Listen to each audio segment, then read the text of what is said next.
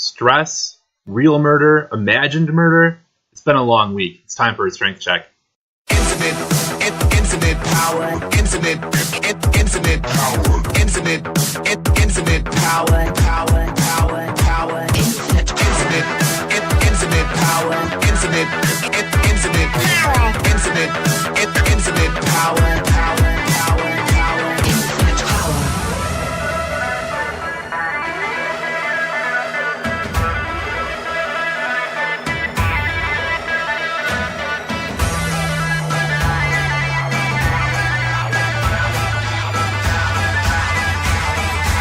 Infinite power. What's up, everybody? This is Dr. Andy Wilczak. This is Strength Check. Thanks again for listening to us. We really appreciate it. So, a little bit of a grab bag of topics this week. A Play for Progress update. I promised you some true crime, so we're going to talk about a case from the early 1900s. And I want to talk to you this week about carrying stress and being honest about your stress and speaking those problems out into the world. So, starting off with our Play for Progress Dungeons and Dragons project. A little bit of a mea culpa too. Last week I had said, and on the Twitter account this week, I had said that we would hopefully have some audio from this week's training session. So we have audio, but about that. Your boy forgot to bring the actual microphone to campus, and instead we tried to record using my phone, and that didn't go so great. So we've got audio if you want to listen to a D&D game like you're listening to it through the wall. With a microwave going in the background. Not a great look for the show. So, in the interest of putting our best foot forward, we're not going to play the audio. But good news is that not only are we going to be going to MIPACon next month, we also have a table there. So, even though we haven't really done much in the way of getting the program off the ground at any schools yet, we do have a chance to go out and network and talk to people in northeastern Pennsylvania about what we're trying to accomplish. And so that's a really cool first step for our project. I left off last week with a little bit of a cliffhanger, both in the game and on the podcast, about one of our characters. Her name is Nova. And at the end of last week's game, because the player had to leave early, we decided to have a little bit of fun and say that the character Nova disappeared. So our session last night was all about what happened to Nova. Is she okay? And a lot of my students who are playing this game, my volunteers who are playing this game and going through this training with us, are criminology students. So criminology and psychology and political science students. So the games, at least for us, tend to take a little bit of a turn in that direction. So Nova had been kidnapped. They found a matchbook, they found a broken monocle, they found a torn piece of fabric in the window. She had been kidnapped by some cultists, your run-of-the-mill Dungeons and Dragons style cultists who are just trying to make, a little bit of a sacrifice to please Asmodeus. Like, no big deal. The rest of the party was able to save the day. Your boy Chaz was his Chaziest. And they stopped them from throwing Nova off a bridge to try to please Asmodeus, like I said. So, I really like that story, just as a throwaway kind of team-building exercise, because they decided to abduct her because she's part fairy. Like the student who's playing Nova liked the idea of somewhere in her family tree, somewhere in her past, there's fairy. And so I think that's a really cool way, a really interesting way to confront real-life issues of racism in a tabletop role-playing game. That, not at all dissimilar from stuff that's been happening historically or stuff that's been happening currently, and kind of challenging both the volunteers, the student volunteers who are learning the game, with how they would reckon with this in the game, and then eventually, try to confront people who are going through the program and playing the game with what is the ramifications of that. That a character who, just like in real life, right, has no control over who they are or where they come from, being targeted and singled out for those characteristics. And in the case of this particular character, characteristics that aren't necessarily visible. So we're still learning the ropes here. I admit that it's kind of ham-fisted, but at the same time, I think that it's okay for it to be ham-fisted. I don't think it's the worst thing in the world to make it really, really obvious with college student volunteers or with the high school and maybe middle school students that we get to help out one day too. So the good news is that Nova lives. And the party didn't kill everybody who tried to kidnap her. They knocked one person out and another person was already KO'd. It's a long story. So we'll see what happens as they try to interrogate these doofy cultists that tried to kidnap one of their own. So while we're thinking about Play for Progress and our upcoming MeepaCon trip, or upcoming MeepaCon weekend, I guess I should say, one of the things that I wanted to talk about this week was how we carry stress and what that can do, and ways in which people try to dance around this idea. And so I say this, or I want to talk about this week, because I myself am really stressed out. This has been a stressful couple of weeks for me, and as I was laid out earlier, thinking about why do I have this tension headache? What's going on that's causing my entire brain to feel like it's going to pop out of my head? I started doing a mental checklist of all of the projects I have going on and all of the things that I'm doing to try to, I guess, explain to myself or make myself believe that it's okay to feel overwhelmed and that it's okay to step back from some stuff that I'm doing. Not that the show is ending. The show is not going to end. A little bit of background. For me, over the last 2 years, I would say, community service has become really important to me. In a lot of ways, I feel like I'm paying penance for inactivity in my own past or bad choices that I made in the past. And so trying to get out there and do as much good as I can has been something that's really important to me. And also trying to use that work that I'm doing out there to better the lives of my students or to help them do their own networking. But that's had to change just because I've got 2 kids and the baby is almost walking. We bought her first pair of shoes today. She's got some size 4 baby Chuck Taylors, so very excited about that. So I have to be here. And I know from all of the research out there that I do and that I teach about that my kids need me here. So I can't be out working in 3 different counties like I was trying to a year ago, almost 4 different counties. I just can't do that anymore. I can't spend that much time on the road, away from home. It just can't happen.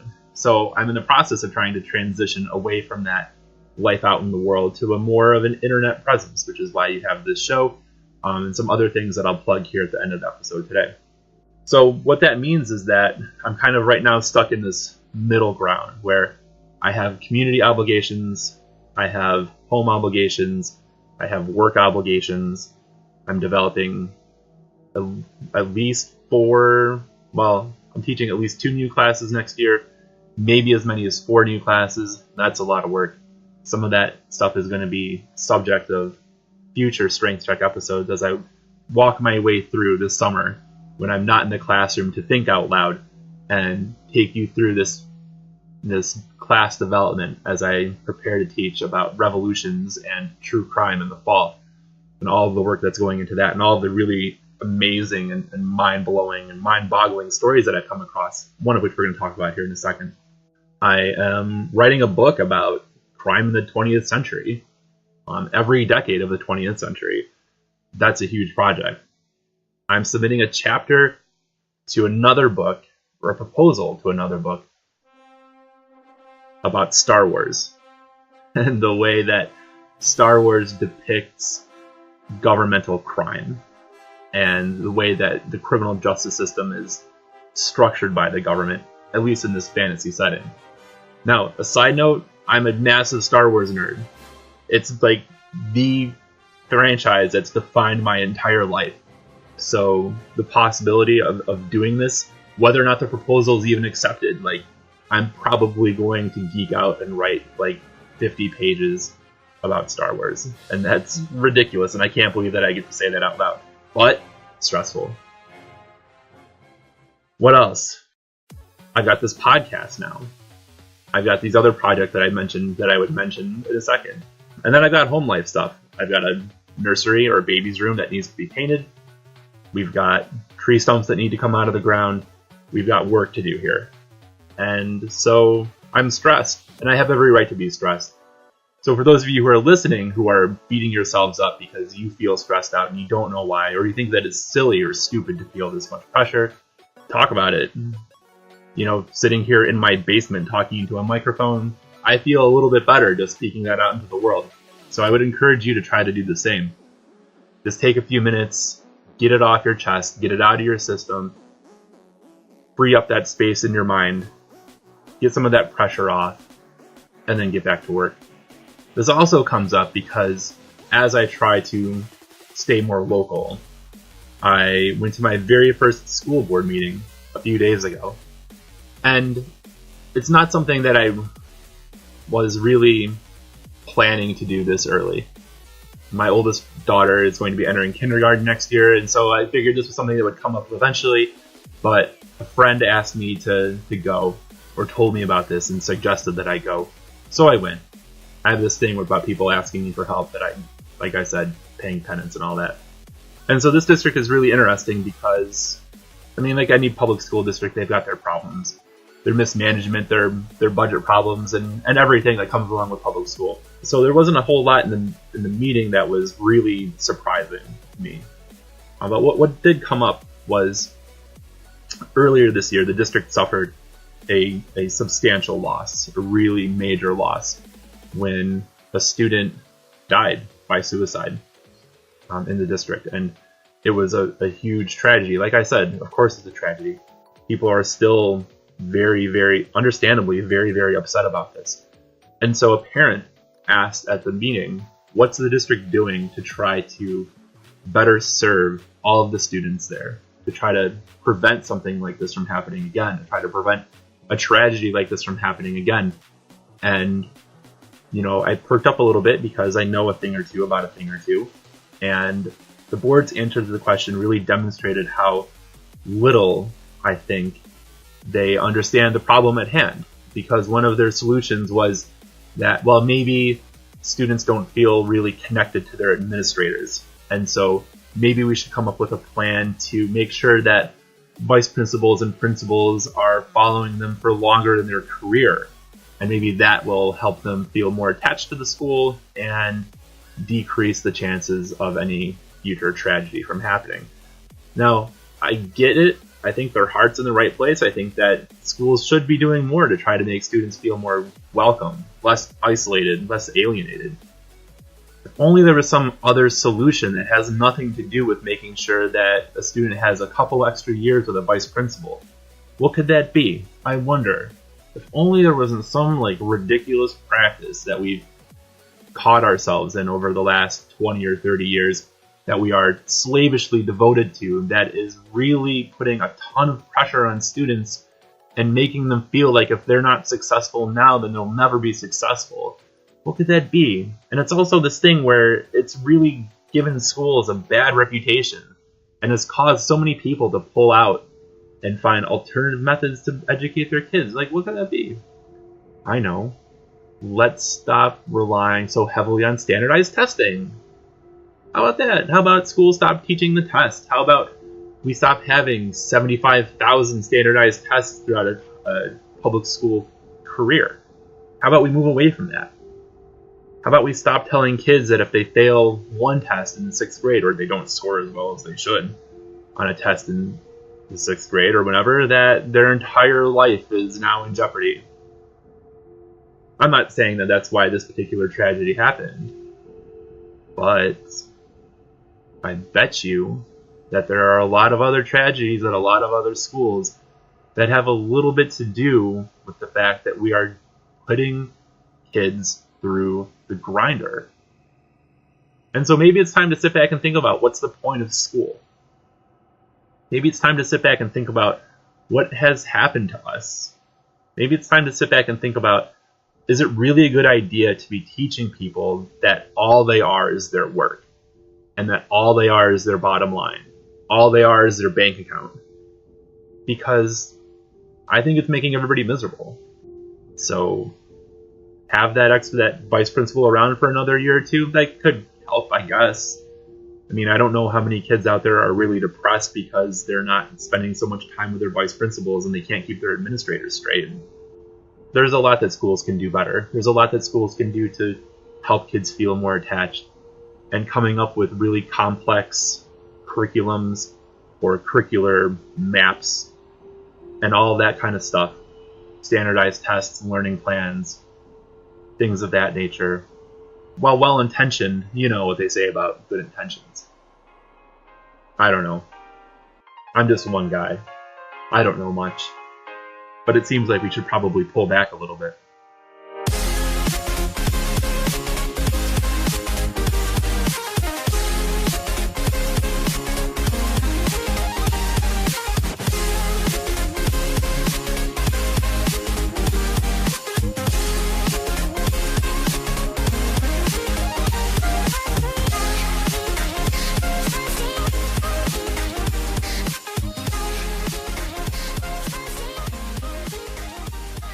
So I had promised you some true crime this week, and so it's time to deliver on that. I made you sit through all of the touchy-feely philosophical stuff, and I'm sure everybody comes to Strength Check for it. So this week I want to talk about a man named Stanford White. So the story about the murder of Stanford White, and my understanding of his murder and the trial of Harry Thaw and everything that I'm about to talk about, comes from a book called The Girl on the Velvet Swing: Sex, Murder, and Madness at the Dawn of the 20th Century by Simon Fox.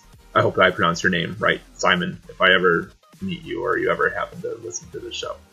It's a really interesting story. I think there are lots of stories from the 20th century, especially the early part of the 20th century, that can demonstrate how our understanding of crime has changed, the way that we think about and talk about crime, both in private conversations like this one, as private as a podcast is, I guess, or publicly.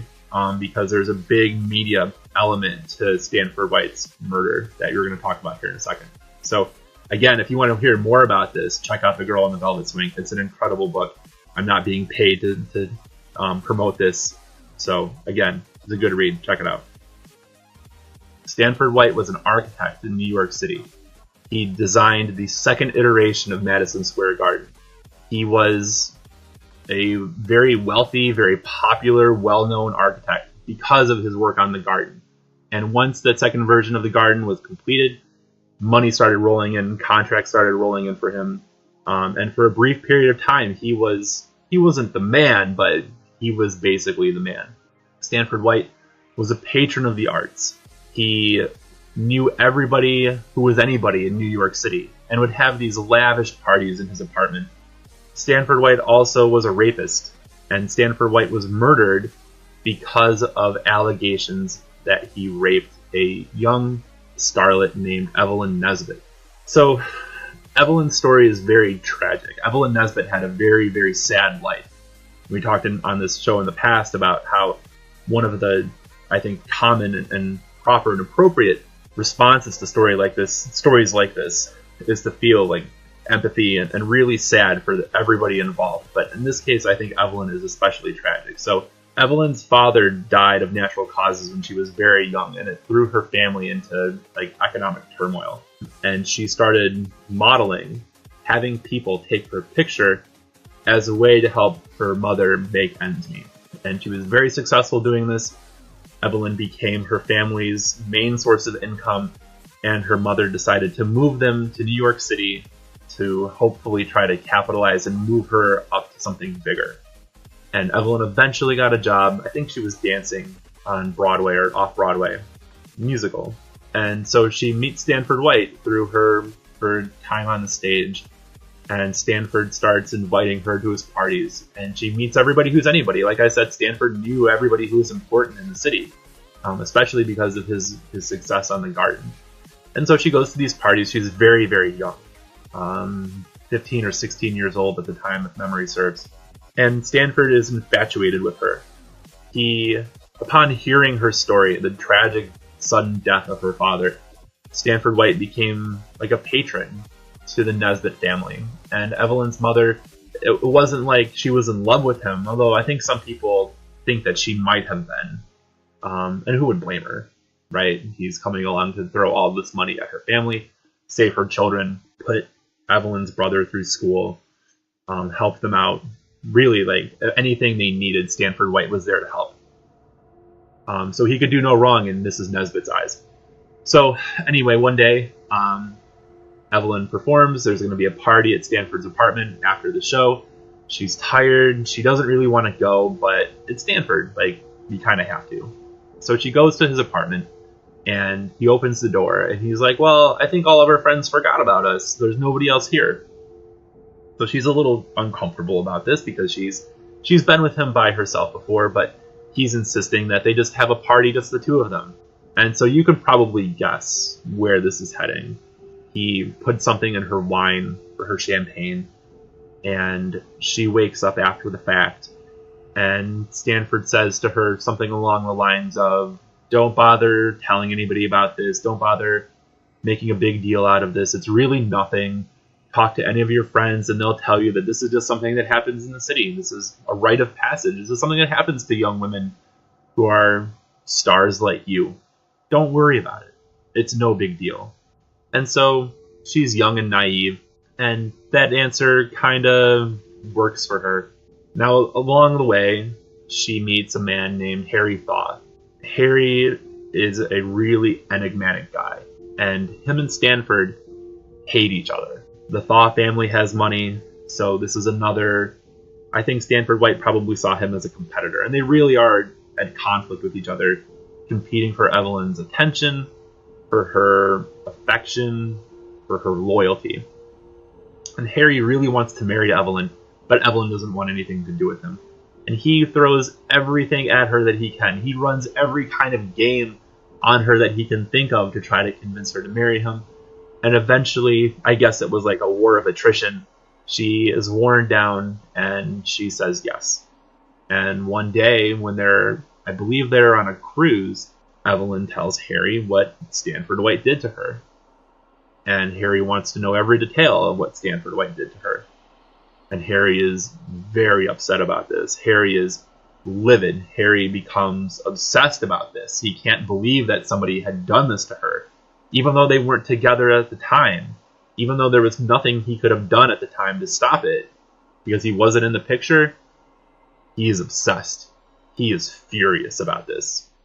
So they travel. Harry's family doesn't really approve of Evelyn. They think that Evelyn is beneath Harry. She's just a run-of-the-mill actress. Some of the pictures that she had taken when she was younger, they're nothing scandalizing, but to a family like the Thaws, it wasn't something that you did. So she's kind of like the black sheep, and she's very miserable living with this family, with her in-laws. She's not welcome. So Harry's solution, when Evelyn gets kind of morose and depressed like that, was really just to throw money at her. And so she's really miserable, and he decides, okay, well, let's go on another cruise. You got a problem, take a cruise. And so she perks up, mainly because they're going to go back to New York City. They had been in Pittsburgh, I believe. They're going to go back to New York City, catch up on the gossip, what's going on in the town, who's feuding with who, and then go off on their ship and travel all over Europe like they had done. And so they go back to the city. Everything's great. They go to the garden to take in a show, and they see Stanford sitting in the front row watching the girls. And Harry's acting very strange, and Evelyn's not really sure why. Evelyn sees Stanford before Harry does, and Harry finds out that Stanford's there, and he stands up, and he makes his way to the front of the auditorium where Stanford is sitting, takes out a gun, and shoots him. Point blank. Dead. He gone. No more Stanford White. Now, nobody in the theater really understood what happened. They thought that there's just this man standing up in the front row. The people on stage knew what had happened and were panicking. And off stage, the director's like, just go, just go, just go. But eventually, people put two and two together that something just happened, that this man was just murdered in front of them, and the show stops. And Harry puts his hands up, like, you got me, I did it. People are rushed out of the auditorium, the show stops, Harry's arrested, and Harry admits from word one that he did it. Harry's not trying to make any secret about this. Harry, and he couldn't, really. I mean, there's a whole room full of people who saw him do it. So Harry says that not only did he do it, he's proud that he did it. Stanford White assaulted his wife. Stanford White deserved to die. So it becomes this major story in New York City. The trial of the century. And there are people writing in support, writing letters of support into the papers, into the jail, telling Harry that he did the right thing. And the subsequent investigation into this unrooted this whole underground, sex club that Stanford White and his people were running. And there was a lot of evidence to suggest that maybe Evelyn Nesbit wasn't the only victim of Stanford or of his friends. And so, like cockroaches when the light turns on, a lot of New York's upper crust elite who months before had been, kings of the castle, were nowhere to be found. Harry's first trial is a mistrial, and Evelyn's the star. Evelyn takes the stand, explains to the jury and to the audience assembled in the gallery what Stanford did to her. And she is, as far as anybody knows, as far as I know, the first woman in American history to go on the stand and to graphically describe how she was raped. It's so scandalous for people at the time that once the first day of testimony hits the papers, President Roosevelt tries to stop any other publications from talking about the specifics of what Evelyn's testifying to. But at that point, the cat was out of the bag. And our coverage and understanding of how to cover and just the way that we talked about rape and sexual assault changed because of this case. But that was the first trial, and it was a mistrial. The second trial, by then, things between Harry and Evelyn had kind of started to chill a little bit. Harry's family blamed her for what happened to him. She ruined his life just like his mother predicted. And so Harry's story gets really interesting, and Evelyn kind of drops off to the side, unfortunately. Harry pleads insanity the second go-round, thinking that they can get him into an asylum and then bribe his way out of the asylum, and everything will be great. He'll just be gone for a couple of days. And it ends up that he's in there for a considerably longer period of time.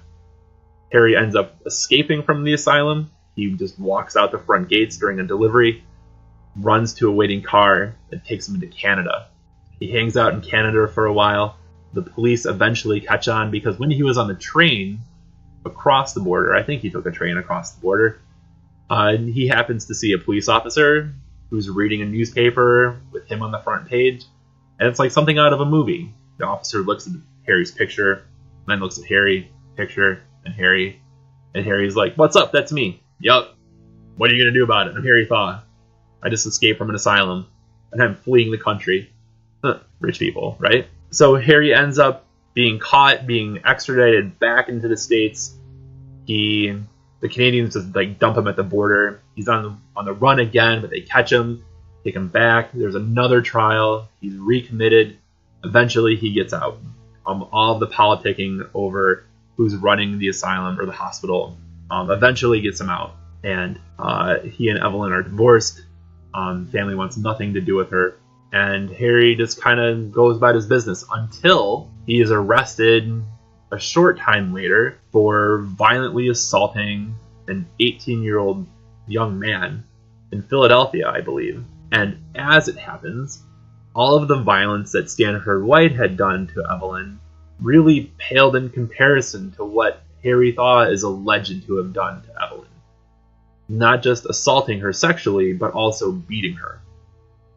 So this poor woman somehow found her way trapped between two borderline sociopathic, possessive, power-hungry, controlling, manipulative, violent, sadistic men, one of whom killed the other for whatever reason. Harry did his time for that assault, lived to be an old man. He died in his 70s in Florida. He lived until the 1940s. So, like I said, these stories are sad.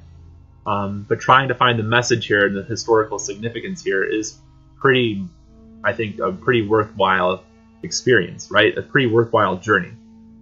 Because like I said, how often nowadays would you even imagine the president interfering in coverage of a trial that didn't involve him because he thought that it was too inappropriate or too scandalous for anybody to be reading about, that this is challenging the morality and the moral fiber of the United States if we hear about how this woman was assaulted. It wouldn't happen. It just wouldn't happen. I don't think, anyway. So that's it for this week. Thank you all for tuning in. You can follow the show on the Red Hot Twitter machine at Strength Check. You can follow me at Hey Dr. Will, HEYDRWIL. You can find us on all the podcast places, on iTunes, on Spotify. Tell your friends, leave a review for us. For those of you who are in Northeast Pennsylvania or in the Northeast area, we're going to be at NEPACon the weekend of the 11th, 12th, and 13th, I believe. I'm not looking at a calendar, so I hope those dates are right. You can also find me on a new show, Mages and Mentors, streaming live on Twitch, 9 p.m. Eastern, 6 Pacific. Mages and Mentors is a project that I'm really excited about. It's myself and several other educators playing D&D together, talking about our experiences using the game for educational purposes, or as in my case, for justice purposes. Really excited to see where this show goes. Playing with some amazing people. We're having our first actual live session, session 1, game 1, Monday night. So by the time you hear this, if you're listening to this on Monday, hit pause, check us out on Twitch. I'll tweet out the link to the show on both my personal account and on the show account. We have a Discord set up there too, so please jump in on that as well. The show is produced by Mark Warren. Mark looked at this around 5:25 and said, "This is tight." Have a good week, everybody. Be good. Fight forever. See ya.